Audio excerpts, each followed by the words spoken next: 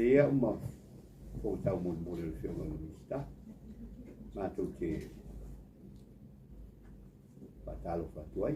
Ia fio mai ma kala mai au su mai tu fio mai. Mai tai ma ri tu sta. Ia po e fo lo. Ma tuina ia ta tu telefon. Ia wa fo fa fo nga le tu. Ia mai kala mai au. Ia dia lo fio mai mista. Kala lu kupe.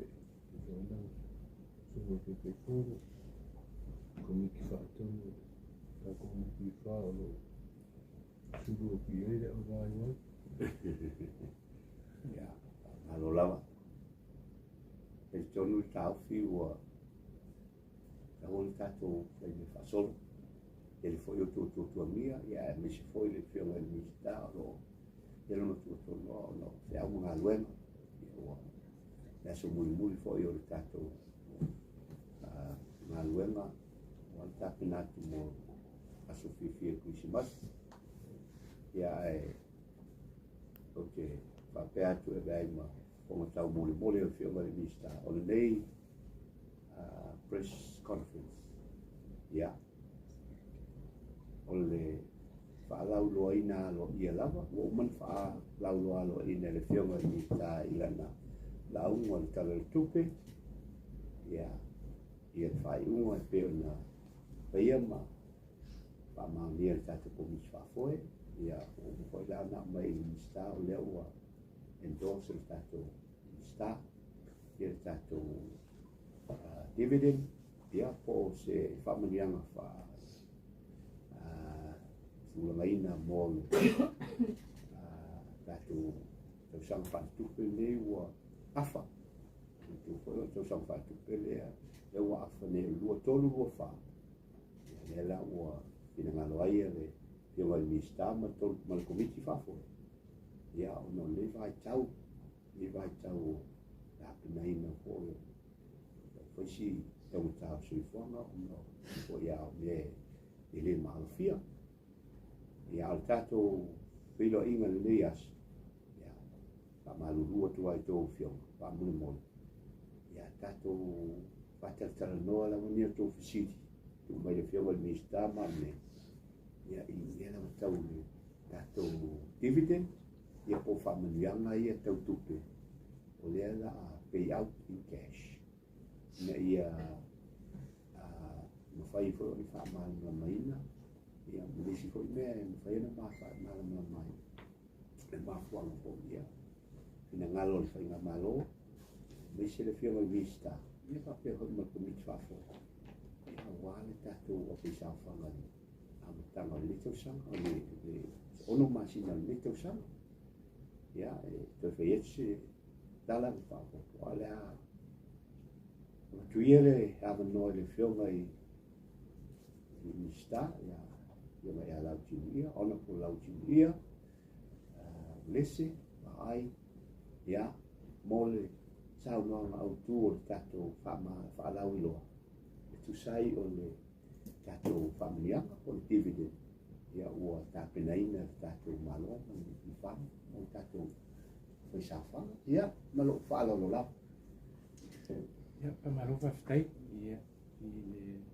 sunga pari ano mo ia tu sai fo ingale tato fa mo ni ta o si ngai de te fono ko mi fa fo le tato fa ya mana tu ni tau e fatalo fatu le pai mo lunga se tatu tunu ya e tu langa falu pe masan e tafto fato ngai pai fa malo ya ni se fo ia pai fa le kalisia ya mo mano fo fa le no tu ko mai ya falu polo to finga e so ma tu mo puli to mala to ai ngali tai mal va fo ti ya tenen fo no ta po se tatu tunu yang ni mau no manu fo ia au na le tua fatu fai tau langa fia ta lo sia ta tu fai va mi sen ta tu fai na lo ni ta au le o le ta tu auto sta ya pe sa no le su na pa ia o le fa la u ina le ta tu pa mo me pe on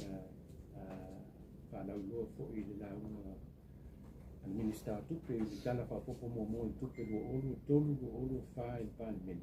Le sa wha ai lan tātou cash pay out there, le dividend lea ua wha maoni le tātou committee whafoe, le whionga te pei whono i pali i ma le committee whafoe, i tēnā ni whare whionga te te pule man pulenga tātou mo ti wha. Le nau i eile lua te si man whapasene, ia o le wha moe au tūua le mea le. Ia o le sosoani i tāpilanga o whanau toi a e aunga. Sosoani i lewa pinanga loela tātou malo, tawala mai tātou wharaputonga. Ia e pei au te tūlanga tātou lua te si man whapasene lea, ia Januari. I tau sanfo. Ia e sosoani i tāpilanga o alu whanau ko i a tātou atunu i a aunga. Tai eile e le nātia, tai eile pinanga lo fo i pe au ti te minei ia pita ia o toi tu na I fo ile ia ngate finga lo tātou malo ia me se fo I fautu mai ke o te ki fono mo ia e o ngata si len penga va tātou malo ia le na tu o isa pe te minei ia o toi tu na ia lo no winga o mo ki se masima to so fo o mo fa mai me ia toi su e fo ile ia to me fo le toi ai tala foto in muti fa to faia ta pinanga whanau ia mena leo to stu na elo nga lo lo ta to malo tu lo ia no me pito silin tau ta pena ia ta to whanau ya lo whanau o ia pe tu langa lea o le fa mo fo ila le mele nei pe on fa manino mai le fiona te fono ma ta to komiti o le ta tala ia so se fulu ia mo mai o pay out tingo al milne online o lona winga apa apia e te o listana I taulana listana unto am faile ona e taito kamanyanga nei o le situ langa leo fa manino mai fo tato fala puto na le lua masina pay out le o winga a umo le lua masina ele I tala I tualo ia ona lo la I lungo lo fa tupe ia o se pe se tantala tu le o le au fa inga pe ona fa lo tai fanmen o le au fa inga to le tu le nei fa lo ne lo su fa ti ma fitu milion ala samo ia e lista mai tupe ia tupe le ho I fu le ia nda tu para futon ia ina ia o matasi ma whinga whaavai ana tātou malo sosoani ia tu ina tu tātou atunu o le si tūlanga tā ua tele le mea le nei mo si le fia tātou atunu o le sila le tātou malo ia na whinga whaavai tau tupe ia me se whinga o mea ni o pe ausi e le so ona whaia e le tu sauno I fo e luna whamtala e whai fua ina ia isi me ia sustainable ia mawhaioni ona whaini whaamani ang whaapia mawhaiona whaawau ai leo toi ngā me kore o le aru wale mwhaini whai tūlanga lana e sila tuto ale le ienta tu whainga malo ta wana fo I le tō whaafo e mese whautuanga tu ina mai le whionga te whono ma kumiti whaafo I ta tu whaafo ia o matasi le mwhaini whaafai o ia tau tupe o tātu malo ia pe o tūlanga le whaamanino atua I pa ia mau ngai se tātou o se tātou tu ia mi se le ia le o sa whanga tātou whaafo le pifa ia tu ni no mo ka psilia tātou ainga le tu stela ia le o sa mo le whionga I sta ana ko Lautimuia ai le o mea la tau silia nana o papopo atu sa mo ngaro sta le ana sa mo e ia teime e leo ilano I tu la fono fape fao e fai ai tu sa mo e mo silofia e tu lava I le whainga whawai ale malo si sila ale malo e ta whengai pe o sa mo le whionga I sta e me se tengi o mana ulia si sosa o na o le whamoe moe al tatou tionga o le tatou tionga mo le pension teimi te malo ro mei malo awa o le mei tupe o le awe sea mai pay cash ia wafia ia tō pensione teimi e e Afoa e malolo le tae mai pe ali manima ia e no fif so sa milava no le si tau o le tatu tau sama faltu o le toa uma le ono masina le lau fai e it's an interim dividend ona natul malo ina if so sa ni atu moni vai tau al masani lava itu apa ya tahu tentang tu sama faktu leu mai ai ulai ringa na leu mo a ulai ai ulai o mana oritinga tatu akang o suetus ona ilo ato lola ia le o le dividend o le tau sanga ato mo fa te teinga a fai umatu suetusi ma tala fe ngai ma ngafatia ma fatau maina mo whatainga, pe 4%, pe 5%, o le ala. Te whangato. O le tūlanga lai whai i le 2.5% ia po le 2.5 miliona lea. E tō ese mai le mele o umana, le la whama nera o suetus. Lono winga wha pe 4% mo le whataitei. 2.5% lea o advance. Ia lono winga lai tō ese mai 2.5% mai le 4%. Mo le whataitei inga wai le ilopo le ala o whai. Ia ona credit leo tō o account tanga. I le pale. Ia lono winga lai e whamalu roto ina te le ese se tato cash pay out. O le ua la vea i tau sanga luni. Ona o le whamoe an malo i sosani atu mo le whisawhanga litei. Pio se whamanu mangana e whapopoto i sao nonga le lista o manino ma whaadia tonu lava le a whainga. E luas fu family o le a montu o le a whasafu atu. Le vea mai atangata. Te uku siri mai. E ia sui whaisawhanga fo o lai taufi. O mea kula o poto ai le vaina na entitled o. O lono mwinga ese vale tonu poro. Le leile tonu no. O langa whapena. O le sosani lea. Pete a masala, pete e a masala. Pete sotu la fono. E a watua. E le aise me taufia e o lo taufia la tau la tau lo nonga tupe ono tu lango ia inga le. Ia pena pa popot fa pena ni tiu wa pena fa fela matu nei le. Ele o la taufia, ya. To sisia. E no masina. Ya. Ma fa lo ba e. Si maia to mai to sire e winga tanto dividend le. O mo sa no ele fiona di sta. Não sei. Eu fiz o estilo o levou o cara do pizza da promoção. Eu fiz o agora. Eu pego o furo para o volume ele. Olha o mau acho. Isso é interno mesmo faz. That's right. Yes. Não bunga vai ele tem masanina le masanina mawai pay up le. Se non è un financial year, a che tu le hai così non sono in il presente. Le ha fai nato. Ya. A le la mo mo lu 3.5%. A le tu le mo le am tano te sono la ia le ha fama ya. Ya.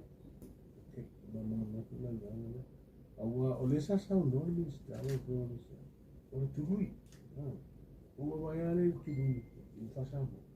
Però se in tu le e te lo vedere e ave con la sa fanga ina la kule ko ingi mai e le ko fa ya ale la mau ke dividend ya wa foi yo le danga ole fa mai no fa sambo danga ole fa ngare ma lo dividend ha tu ye la sa to yo tu lui le melo dividend ole tu lui lungo lo sa fanga ya la le la wa tu ina por fiona te fondo una fonoina te fondo ma te come sta ya yo foto ne ma no fa ya spia ma te dividend mat whātau no le fasili aia. Ono le mai tau watu lau sau noano. Le lua pesi mai wha, pasine lia. O le lato ese mai pe a uma tau sang whatupe. Le ia liu lai, tau sang fo. A le fasili fia malama. Ono le ia se cash payout. Ina ua ina ua uma le tala whaitau sanga tu. Ko le cash payout lea tala tupe le ua umatu. Le ia ina se cash payout. Ko mea o le cash payout aria. I'm confusing myself. O le cash payout aria le na tu e au mai i le whai unga o le tala wha tupe au tau sanga nei le ua tala i le taimi nei. Le ang tanga tau sanga. Ja. O le whai unga tau sanga o te aman so tusi. Dividend e apa pe wa confirmation dividend. Whapopo i runga sa whanga. Whapopo runga tau sanga uma. O le mea hoi leo ka ko cash payout nei. I leo wha tu la whono ina. I leo wha prefer mai tu la whono e tauna whain cash payout. O mea e fua e le maa loi taimi tana whia mai. Tu sai fun fing fa mai ta tu malo ia e fa ta no voi la ma fa ile do longa ta tu komit fa foi e fino te fono komit fa foi mi se pule I te mi ta te mai ma sta te mai e fu I ta tu fing fa vai ta tu pe tu na ina ia te le ame si le ile ma no mi ta te mai a tu la fono ai ta tu no pifa ile fa tu la fono men fing cash pay ai adua lan tanto dividend ya ya fa pe fa ma ni ele tusi fa mo tau sa mo fa ma ni fa popo no sa fa ma la sa fa ele fa ma ni ina na tanga ba ye wa le mo ta la sa fa E pe la ona ia le ono pasene le na tului instead of e mena la te fio so ni te lo fio na fa il cash pay up ya anuali le lua fe lua mentu foi le lupa se nele na pia na declare la io tato dividend il fai uno tipo you lai ile lua fe lua to wa lua to ne lua fa e valu te simale fa pasen ona ave ese le interim lenga pe ya anuali le lua fe lua o lenga credit dai lore account atangata la pesa fa e 6.4 so mo fa sa nga la sa longa pe Uelese dividend sa fai le interim dividend ai o le pa leni la na wa 8.4 e ona ese le lu pe se le na pe ya no le lu fe lu e le ko de lo account o to le 6.4 o le fuanga fola na e le mel nei e le o mana tu le malo ma ta to ni fifa e pay out 2.4 interest. Aulele I loe mato. Pe fia se me la finalize tato auditors ile ia iulai ile lua fe lua fa. Mau loe na. For example la asau ai pamenuina pe iva kasene. Ufola va ile le o te unga tupe ma le fa nga yo ingo investment. Sau u fa manuina le iva. Ona to ese mai le 2.4. Ia ai tu u ia to account.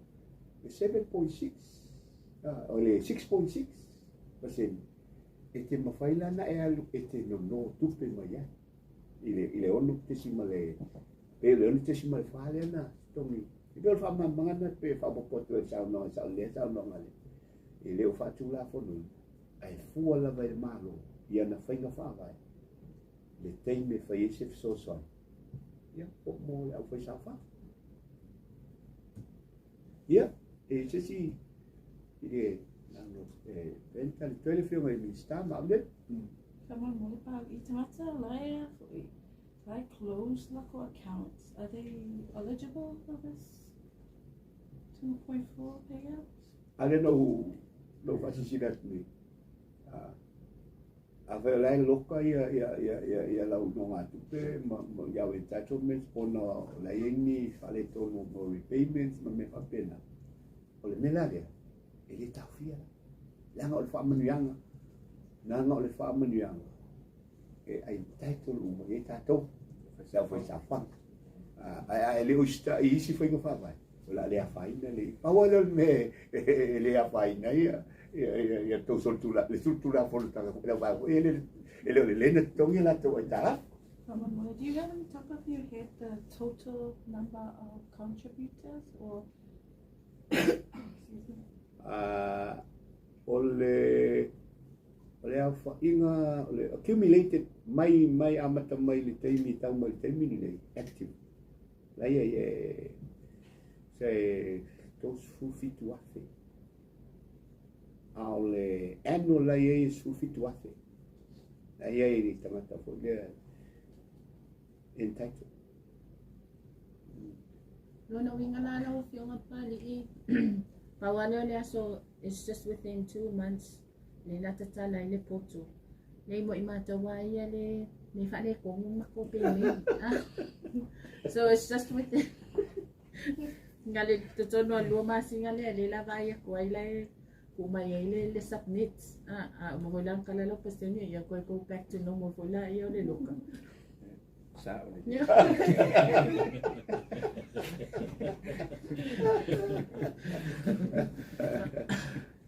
em fai ana fai falli le se lo fa voi le metto e vado de tala pale lì angala kala lo pesteni ko fa manga ya kala kilela ole fa le no masina le tu ci si le fiette mio ma ma to fai ngalo ngai a ma to fai ngalo to lu le fa ole mele sai mo mosa o mai fai ngalo le sullo le fa bia mai le lua masina le la e fai ngalo ma umma e fai ngalo le fai ngalo ngalo lupifa ile tolu le fa bia awai o mai matou le tae temina o matua tumu le poto a leo mai la le tolu le vavea e o atu le ono ko amaka ia e o ngai o ale se o mai kau kilia tako ia mono to silifia na o le tolu le vavea mo le lua masina e o mai ele o fai ngalo ngal lupifa e kilia ia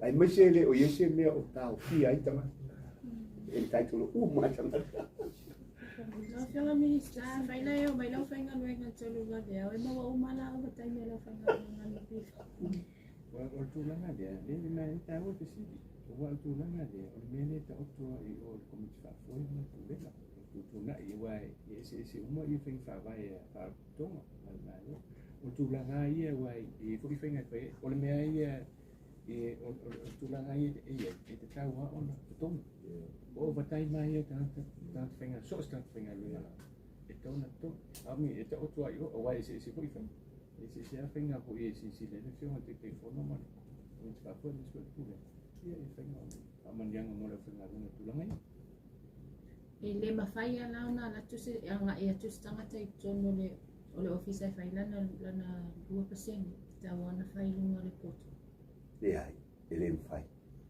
e awa a fai nil mena ia e pe o mire sai papa tu ia le lo me va a le awala le o fai mo fia o fai uma online ia male tau a fio dale lo tu ai na check ia o la account na tie e le ngana na ina ia fai ngalo mai ta to fai ngalo mo kirianga o request.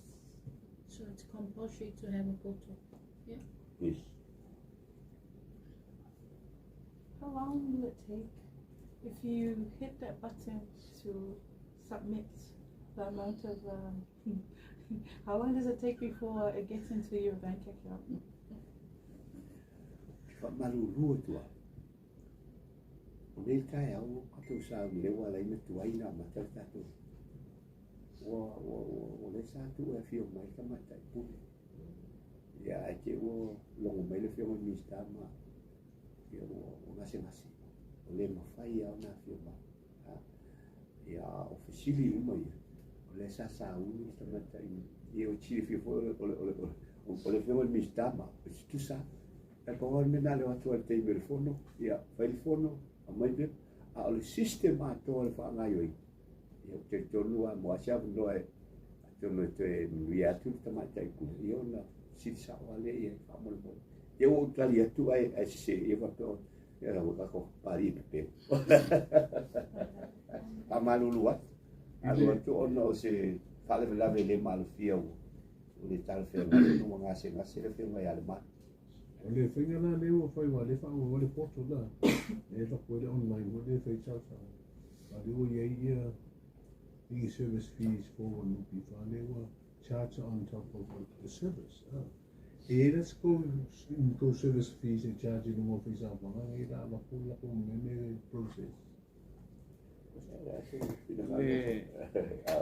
no ia no territorio ele service fee me le tanto pia e ma le fisilia danga e poi si fisilia sa tu ina mai me tanto service fee o tu langa le service fee si fa ti non devo fare il tanto fa tutto e le mo tanto o service fee ni o le sa no ina mai minsta o service fee ni tanto voi o to company ko fosi de me to ga me voi le entaito ala wala ko mga fai le review ia langa account ona tam fai se awala ia la service fee la or purpose la service fee la what this is extra work in ofenga no mele wa me ai tanga tani ele ola fai sa fanga uma o me ni na office ai le e charge mo tanga ta la ya tu ta sanga to review a le intacto e to i lo ia la ia me ko ka ka ko refinance ko si la pe ia service fee di mo tanga ta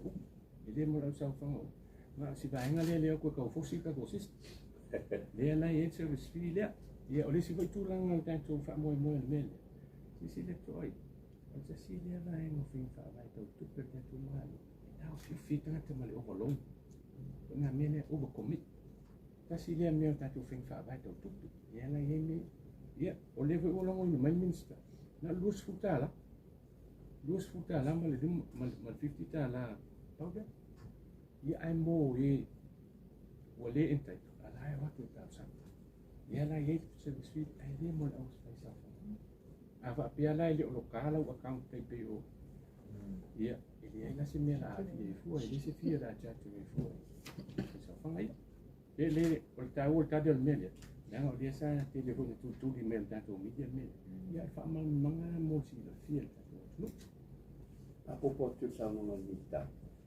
au atangata ia fi ni tuti mana tu foi o le mele o fa nga ia guarantor fa nga ela tu contribution ya ala tu loro tangata le lo ame mo investment loan ele lama security o le mele ala na fai le no foi nga le matu o fa nga i lo la ia no contribution o le mele o tu Bantu loka lola o currency ele lo na lo atali ia po lo tapu se lo ngala o mo le lo no ata tala le ia imagine la o ele o le temi o retire le o mana o lo tu ai le ma fai o le loka ia o no o le mena fai le currency ele lo o le la na fai le fide e wai tele mo liko work e fai e a fi ai security lo fa nga ai lo ia me nai fi to pe o le na le sa no lista e le o tanga ta ona le mala fo ia le la o mo la no e tu sini mai lo le sa no lista ai mai se lava ia wala tu nela to ina pe mai ia o le o retire le local contribution o le mera fai le ofisa alu la to su me sistema e replace ai ia ai tala lo nupifa awa anta tu wol fe mai e fiu ai fai se fulta usanga le to lo e se fulta usanga ko le local ia contribution na nupifa per fa mamma na con sa nole e le tangata uma ele fa pela wa fia le full fit wa ele na una tangata foi so sa ni ai men sa no le fema vista kan fa lo la o da formula so o le ana le file li masfutana o le file lu se le lu sfutana le mo tanto voi te cotas Foi sa fonte totas. O le mela le o lima sulu la le mora. Fia ito te. Oisi lo. Ito o lima tamata lai currency. Ya. Elo ka umaya mana. Ele mare. Amo mai lang ya. Ya kasi dah bukan. Ya mana ibu tadi mesti dia buat saya. Lá foi lá o foi que o issue le mele o le service fees o ko. It gives me the impression Tahu umma. any service that you provide for the contributors, you charge fees. Yeah. So le la wo le la kala le dividend. Oh no, we not lie. Fine Le fee. charge ko fee. But at least now we understand. Tasia sim ta pule la no famina tu. O nai tamata foi la titi la to contribution. Ela titi foi la to dividend. Eu não pensei no dividend pe da lusu ta la. Ya. Fa malu lula nai tamata na. La tu sa to la to ka. Ya wa afai dirme na o ya to ta yo se foi. Ya alneana lusu ta la por su ta la la. Mole si le fia. Mole te o complain aí. Vai me dei mo mal. Ele vai hangana na pa uma ile lalo ile pe duas futala pe to futala lalo alima su. E onde tu reito no la ka. So activité umala mo le 50 pasolo foi lá. Le 50 and above. Mo pa uma ile lalo. Ya. Credit lo la ka. Ina ia tau fi ile. Mo lang nilo. Mo mai lang.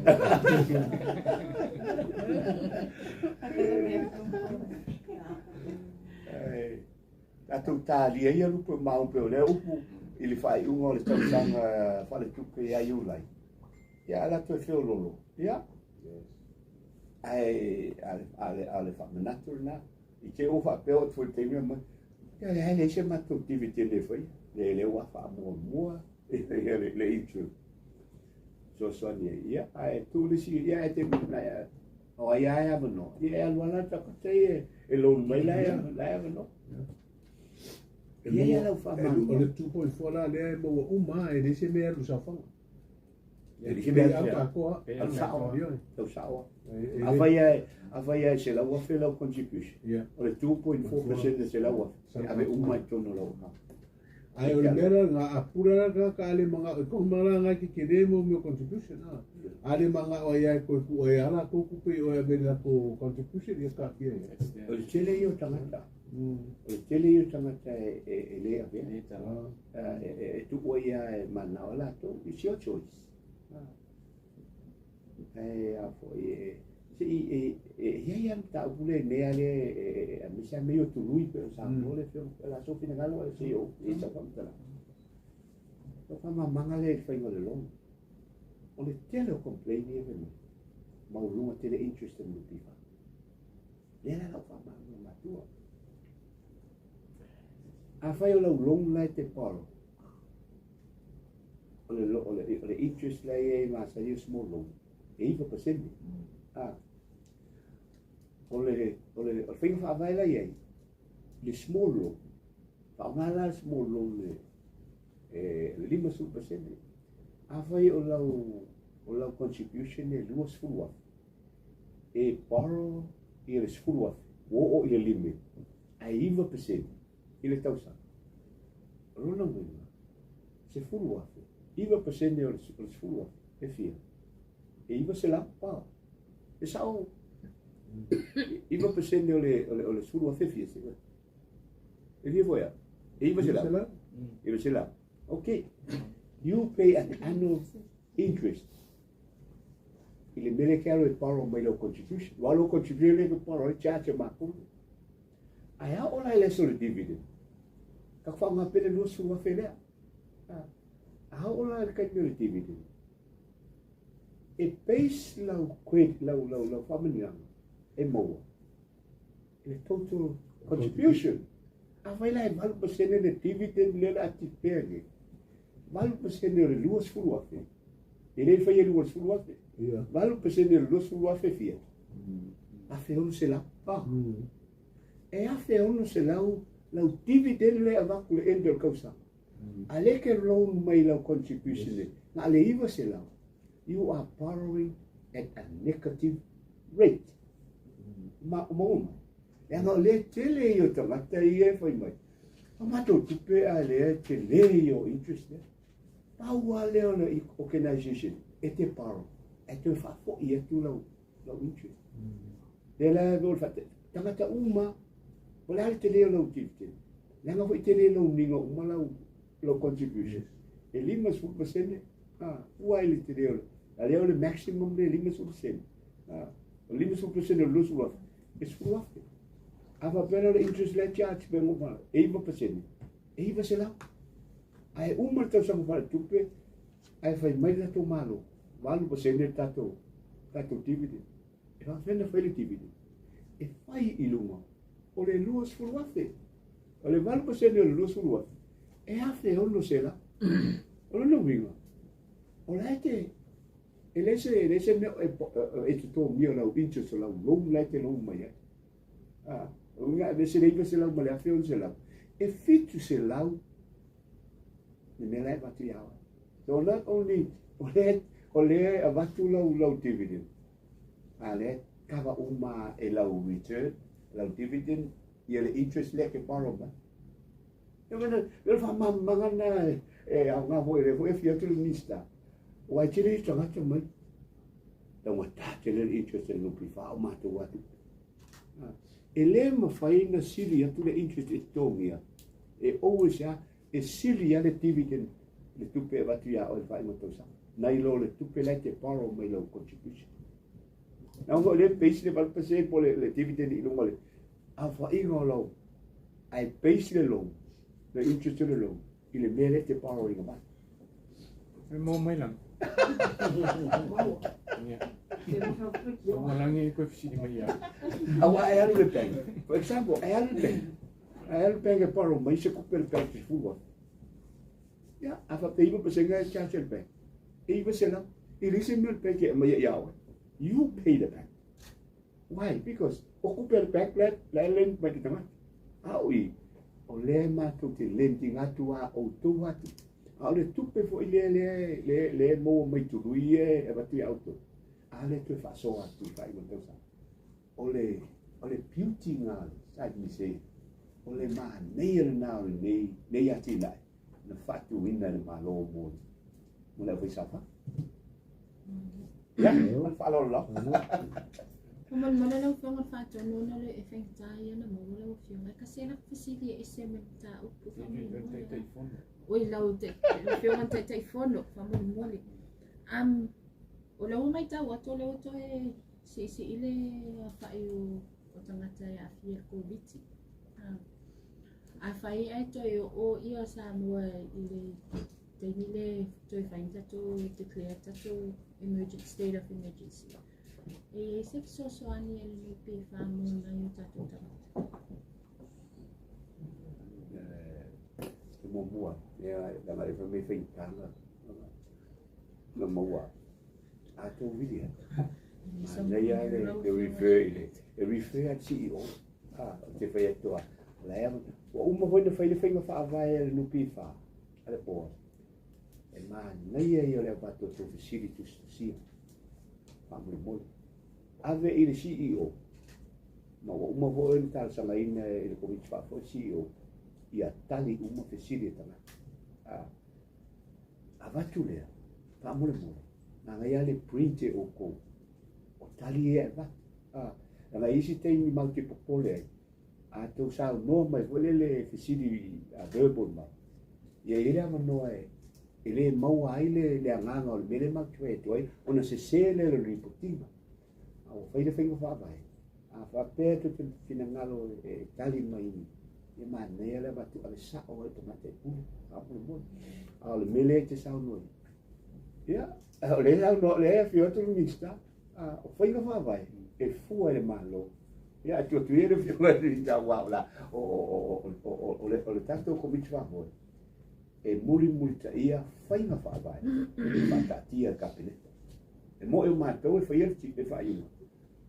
O policies ma whainga whaavai. E usta ia e mātou o le komiti whaavoi.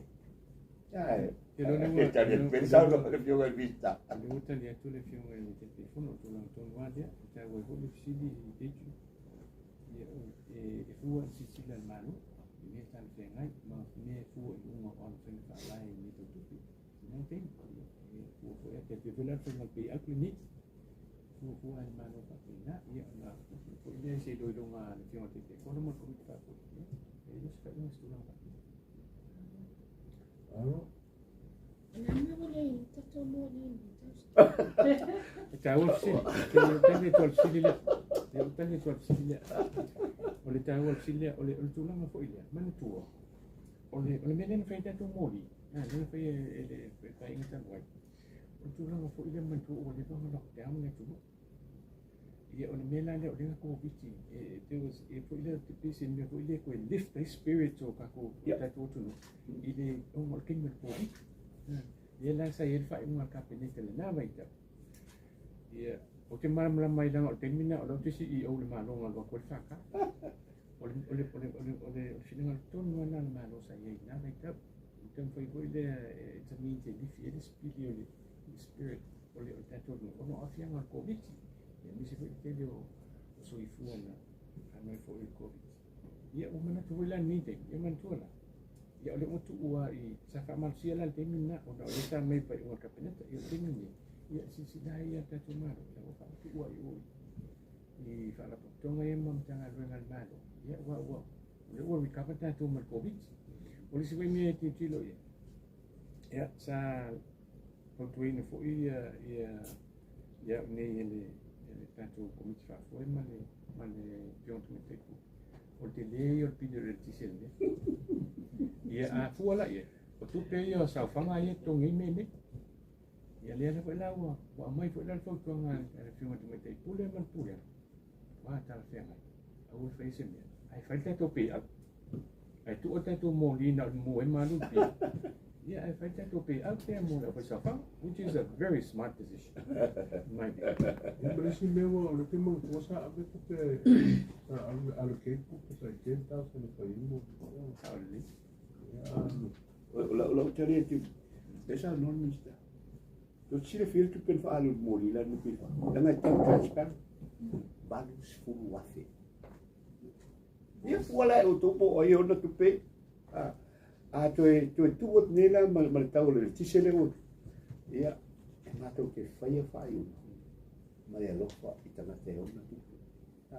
Lane mo el mori da foi o mai mbele a lo si se fulu a fe na mo si il tise ai atu si sila I mori isa was a good thing pensa non mista o li fingo le spirit man che le fa la mai mai men fa ye la mai na ale li finga I lunga o le spirit nga te ina o recover mai le ya for the covid I ole na ya wo fo ke mo tauna o fo eu sa no le fe o mista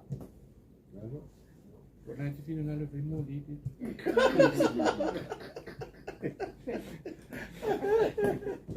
Kalau mau mai aku mah kopi koran.